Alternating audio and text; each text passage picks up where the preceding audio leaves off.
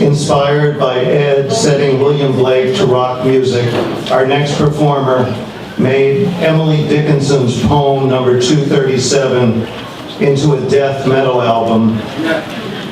I give you John S. Hall.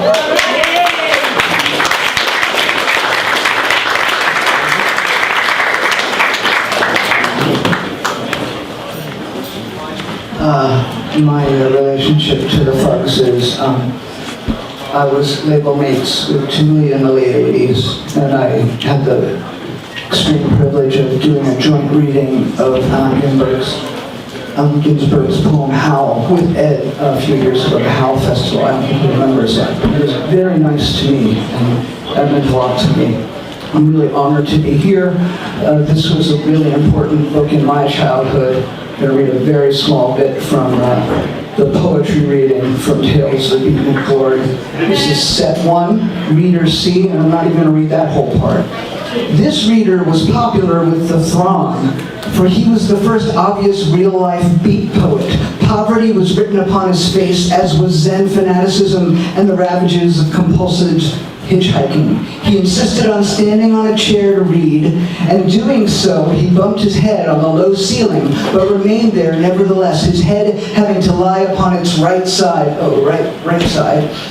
to fit beneath the ceiling. His sandals were homemade of rope and soles cut from leather luggage. This poem is called 10,000 Statues of Walt Whitman on Roller Skates Hitchhike Across America. The title alone got the biggest laugh of the evening. He read with a moan drone, the tone dropping at the end of each line like a passing truck. America, we cannot grasp the walnuts. America, robots with shoes made out of living gophers climb from the TV dinner plates to eat out your teeth. America, you are trying to treat me like a sewer. A new Spartacus is going to grow from a mutant garbage dump at the Mum deodorant factory, and then you're going to be in trouble, America. America, your hucksters of Madison Avenue with ice cube armpits. America, your hula hoops form a mandala above the final sausage factory. Porky Pig and Donald Duck have stomachs full of broken light bulbs. America, America, the A-bomb is trying to read us a bedtime story. Fuck, fuck, fuck, America. The poet paused scrupulously, and all laughed. Sometimes he joined in and laughed also. Then he waited not only till the laughter faded, but also till the smiles faded before resuming. He was a great success. The finger snaps were like a great bonfire. Thanks. Created Go Shit in Your Hat, a magazine of the sciences. I give you Dorothy Friedman.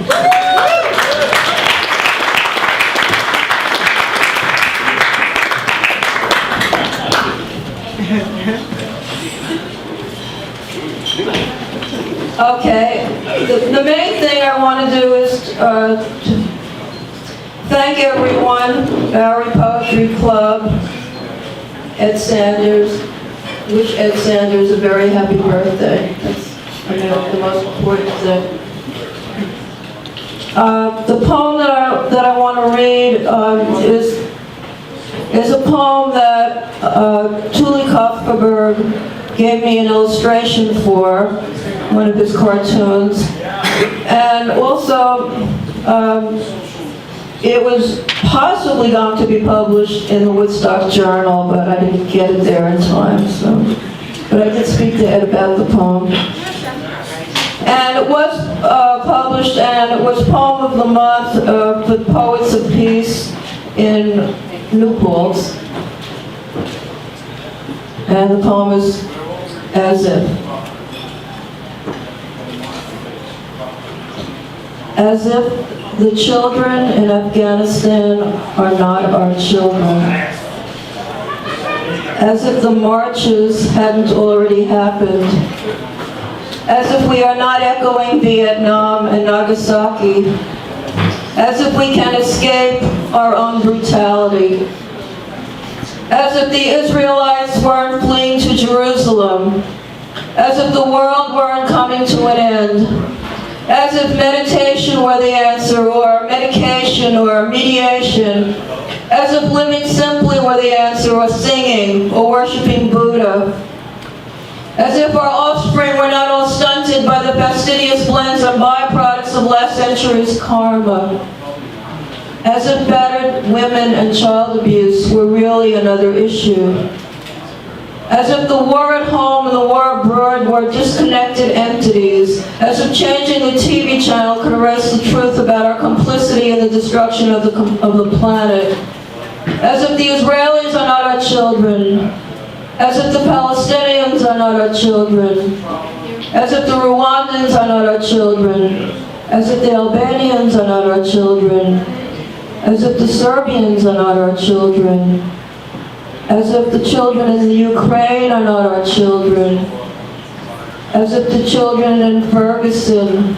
are not our children, as if the elderly are not our children, as if the homeless are not our children, as if we can avoid each other on Earth by living in cyberspace, as if email could replace the human connection, as if we could love one another and not go crazy, as if we could love one another and not go crazy, as if we could love one another and not go crazy, as if life is not relentless, as if we could ever be in paradise again, as if the war in Afghanistan will give Obama higher ratings, as if the cartoons were any less violent, as if bin Laden is only bloodthirsty, territorial, and savage, as if Bush is only bloodthirsty, territorial, and savage, as if we are all not bloodthirsty, territorial, and savage, as if we could flee to Jerusalem, as if there is a Jerusalem, as if the commencement of the Gulf War on Martin Luther King's birthday was not an appropriate measure of American racism and totally in keeping with everything else, as if the gunning down of Diallo and the brutal rape of Louima were not totally in keeping with everything else, as if penetration of the enemy were not a male activity, as if the president was a nice man, as if the media ever told the truth, as if there will ever be a new world, as if, and imagine, as John Lennon would say. You said it better, but thank you.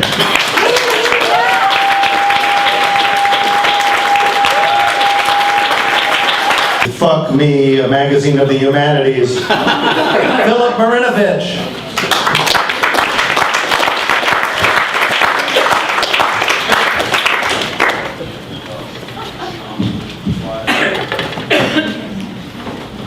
This is a poem by Ed Sanders that I first read back in '92 while I was imprisoned in school in nowhere, New England. The Cutting Prow for Henri Matisse. The genius was 81, fearful of blindness, caught in a wheelchair, staring at death. But the angel of mercy gave him a year to scissor some shapes, to soothe the scythe. And shriek, shriek became swak, swak, the piece of scissors. There was something besides the inexpressible thrill of cutting a beautiful shape, for each thing had a sign, each thing had a symbol, each thing had a cutting form. Swak, swak, to scissor seize. One must study an object a long time, the genius said, to know what its sign is. The scissors were his scepter. The cutting was as the prow of a bark to sail him away. There's a photograph which shows him sitting in his wheelchair, barefoot touching the floor, drawing with crisscross steel a shape in the gouache. His helper sits near him till he hands her the form to pin to the wall. He points with a stick how he wants it adjusted, this way and that. Minitudinous. The last blue iris blooms at the top of its stalk. Scissors, scepter, cutting, prow. Ah, keep those scissors flashing in the world of forms, Henri Matisse. The cutting of the scissors was the prow of a boat to take him away. The last blue iris blooms at the top on a warm spring day. Ah, keep those scissors flashing in the world of forms, Henri Matisse, sitting in a wheelchair, bare feet touching the floor. Angel of mercy pushed him over next to Plato's door. Scissor, scepter, cutting, prow. Scissor, scepter, cutting, prow. Scissor, scepter, cutting, prow. Scissor, scepter, cutting, prow. Ah! Swak, swak. Ah! Swak, swak. Swak, swak. Thank you.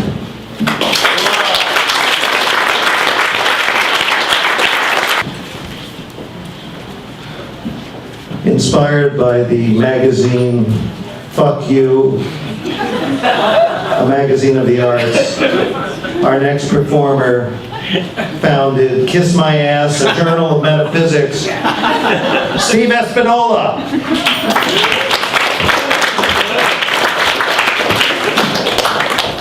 I'm actually going to be two people here. I'm going to be myself, but first I'm going to be Jeffrey Lewis, very big Fugs fan who is touring Wales right now, so he emailed me this.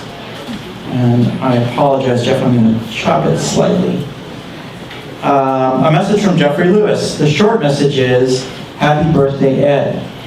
The longer rambling message is, happy birthday, Ed, because Ed Sanders, 75 years old, is a true American alchemist. Merging, reaching, thirsting for peace, and always smushing together unlikely elements in search of the moment of alchemy that might provide a salvation for us all. First of all, merging the heart of the heartland to the heart of the Lower East Side. From Middle American Missouri to Manhattan, bringing the terminally square yodels of the farmland yokels to the furriest fringe of the Tompkins Square yippies of the 60s. Who would have thunk it? A yodeling yippie, merging the pasture with the tenement. This and only this in itself would have been a memorable feat for one human to claim. But the merging and emerging never stopped, the searching for an alchemy that could point a way to a salvation for us all, heedless of the boundaries that belong to less bold imaginations. Who else could create a publication like Fuck You, a magazine of the arts, with an utterly original poetic aesthetic that somehow managed to merge Mad Magazine, Lenny Bruce, and Egyptian hieroglyphics? What true alchemy! This in and of itself, again, would be a memorable feat, enough of a legend for any artist to hang their hat on for a lifetime, but at every turn, Ed sought to push further. What about merging William Blake and Washington Square Park folkstrum to create the eerie and eternal sounds of How Sweet I Roam From Field to Field, the proto-folk song? And how about the very concept of merging the mind of young Ed to the mind of elder statesman Thule, almost twice Ed's age at the time, to create one of the greatest bands of all time? Who would have thunk it? And then Jeff proposes a biopic about Ed that would have gone more than 2 hours, he says, and he goes on at length about how brilliant Sanders' Truck Stop is as a subversive album. Ed, I'll give you this whole thing. The Family Tales of Beatnik Glory, the Woodstock Journal, and far more. Any one of these would be enough of a contribution for one lifetime. But there's investigative poetry, a history of America in verse. Again, what a concept. Merge to emerge, the job of the American alchemist is never ending. The resurrected Fugs proved capable of experimentation and achievement that reached new heights. When has a song like Perpetude ever entered one's mind before? Oh, omnia mutantur. A creative and politically charged life like Ed's spreads many reverberations. And here's an odd one that I'll mention before signing off. The peace eye of Horus has taken root in the psychogeography of the Tompkins Square Park epicenter, echoing Ed's glyph rifts many decades after peace eye departed this plane of reality. How to explain that on Avenue A and East 10th Street, is now the Horace Cafe, where a gigantic eye of Horus looms on the wall overlooking the street. How to explain why King Tut's Wawa Hut was situated on East 7th Street for many years, and how to explain the long-standing Pyramid Club on Avenue A, continuing the glyph riff that Ed planted in the psychology of this neighborhood long ago. I've also noticed Two Boots down there always has like hieroglyphic stuff going on too. Walk but a mere few blocks in any direction and the Egyptian motifs are gone. The vibrations from the Peace-Eye bookstore are centered here still. Perhaps the two capital A's in Avenue A suggest two pyramids with eyes atop them? Is that why there seems to be this hidden Egyptian vibration? Was it present here prior to the Peace-Eye bookstore? Even the St. Mark's bookshop has been sucked into the vortex, now yanked from St. Mark's Place itself and resituated on East 3rd and Avenue A. They probably don't sell cubic hairs by the poets like Peace-Eye used to do. But perhaps we could create a public demand for this, that this be reinstated. What do people think? In the meantime, back to the short message. A happy, happy birthday to Ed, a hello from a rainy day on the tour in Wales, and a huge, huge thank you for all that you've done and that all that you continue to do. Love from Jeffrey.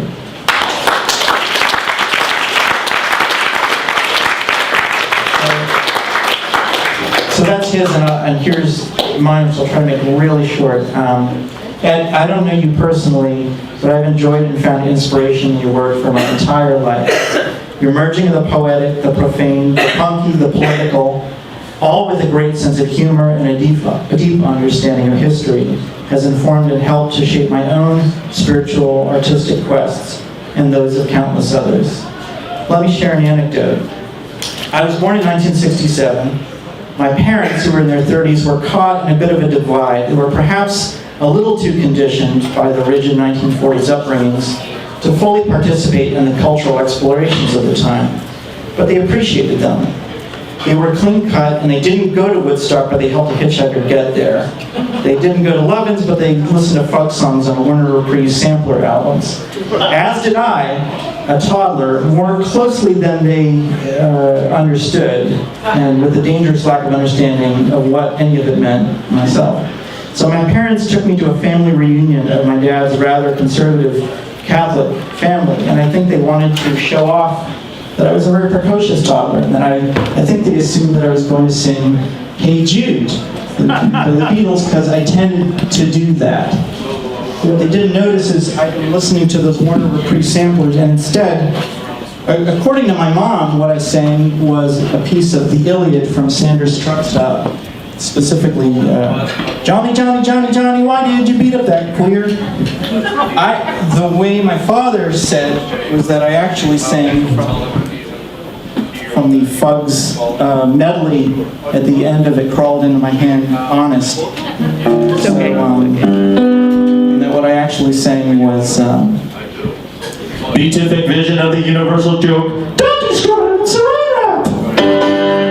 Whenever I see the moon on the shore, or cop a visual on Marion Moore, or see a piano leg touching the floor, or kiss a frog with a Lincoln lock, I get horny, horny, horny, horny, horny, horny. Throw me in the quicksand, bake me with armadillo-tails, let me be eaten by starving baby elephants. If I can tell you, if I can tell you, as I see you in a sable robe, and your breast that launched 1,000 round-pounds, you twirl through the light, your lawn veterans shines like Chichen Itza in a jungle dawn. I get horny, horny, horny, horny, horny, horny, horny, horny, horny, horny, horny, horny. Okay, I probably exaggerated. It was only 2, so I probably only sang the last part of that, the I get horny thing. That's what I remember doing. But immediately thereafter, my dad gave up pretending and grew a beard, which he kept for the rest of his life. So I think the Fugs made that happen. Thank you, Ed, and happy birthday so much.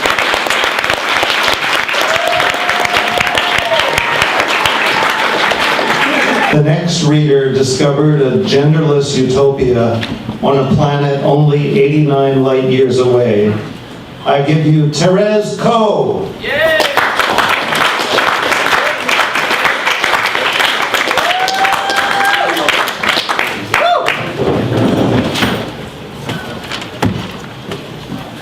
Happy birthday, Ed. I'm only 5 years behind you. I'm 1,000 miles away. All the girls loved Ed. No one has said that yet, and it needed to be said because it was quite important. Oh, you had to tell everybody. But he was smart and stuck with Miriam. Yay for that. Okay, so this is from Ed Sanders' poem, The Voyages of Henry Hudson to the New World and Up the Great River, which is the Hudson River. That was the first name of it. It's adapted from America, A History in Verse. And it's called, this section I think is called Beautiful Air. It's not like anything else of its I've ever heard, although those love songs may make me a liar, actually. This section is about the land of the Mohicans, west of the Big River and below the Catskills. What is that sound? The You be quiet up there. The bounty was vast.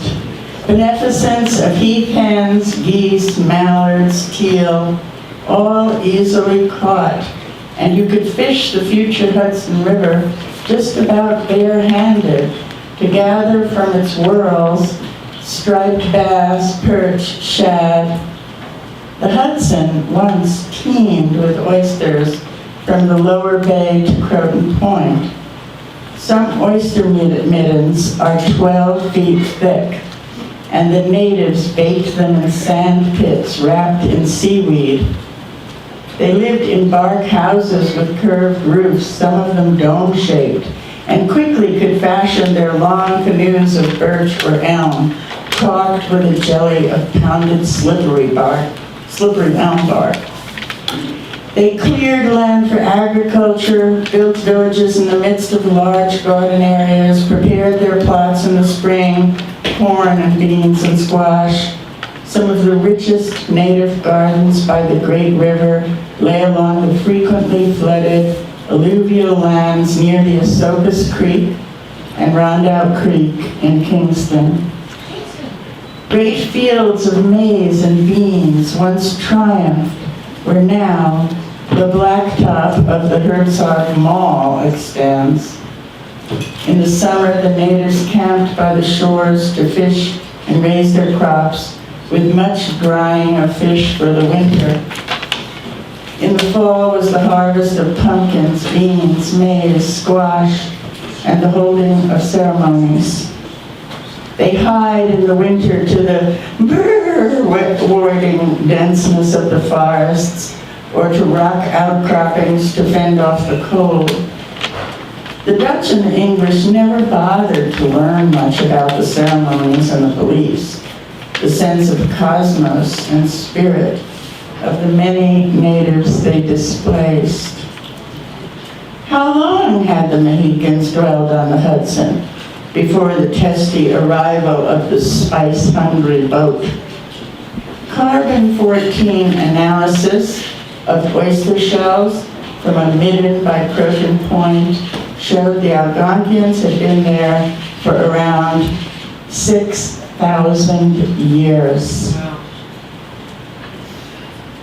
The natives had networks of message-running trails or well-worn trading paths which ran all over the eastern coastlands, inland too, and no doubt had heard, maybe for 100 years or more, about the big ships, such as the Basque or Brittany, fishing boats whose crews came ashore to dry their tubs of cod and then to trade. So the half moon was not seen as a sacred entity by the Mexicans, as when Cortez marched upon the Aztecs, but rather as an opportunity to trade and maybe curiosity. Thanks to the Bowery.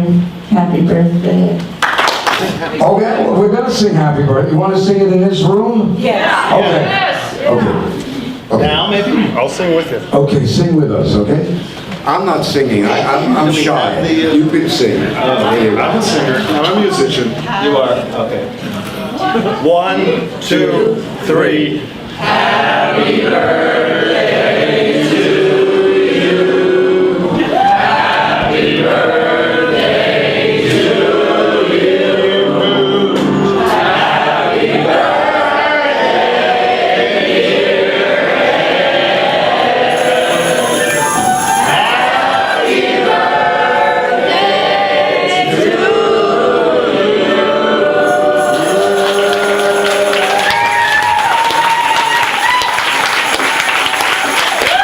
Okay, now, I just want you all to know, we can have the cake and eat it too. Yeah. And we have to eat it in that area after Ed blows out the candles, because by about 4 minutes from now, this part of this place has to be empty. So, but we can all go toward the front, so don't worry about it. Hi. Go, baby. I'm timing you, I'm timing you. Timing. Ed, you got a choice from the late great Phil Oakes, either Talkin' Chicago Jail Blues or Happy New Year 1968. No choice? My choice? Talkin' Chicago Jail Blues. This is an unpublished Phil Oakes deal. Ed's helping me with a book I'm working on, The Return of Phil Oakes. It happened not too long ago. This is an unpublished Phil Oakes poem song. It happened not too long ago. I decided to take a trip to Chicago. I got to Lincoln Park on a Monday afternoon and stayed there with the yippies by the light of the moon. We did not care at all for the Democratic Convention. We rather took a taste of American Revolution. On Tuesday night, we set up at the Coliseum. They were having some folk music down there in the auditorium, poetry, speeches, rock and roll demonstrations, lectures on revolutionary decentralization. Phillips came to sing, "I declare the war is over." In fact, the war was starting in town at the amphitheater. A few hours later, we were back sitting in the park. Then we heard students make some terrific remarks. The pigs were around, said the hippies, blowing their air tops. Pigs being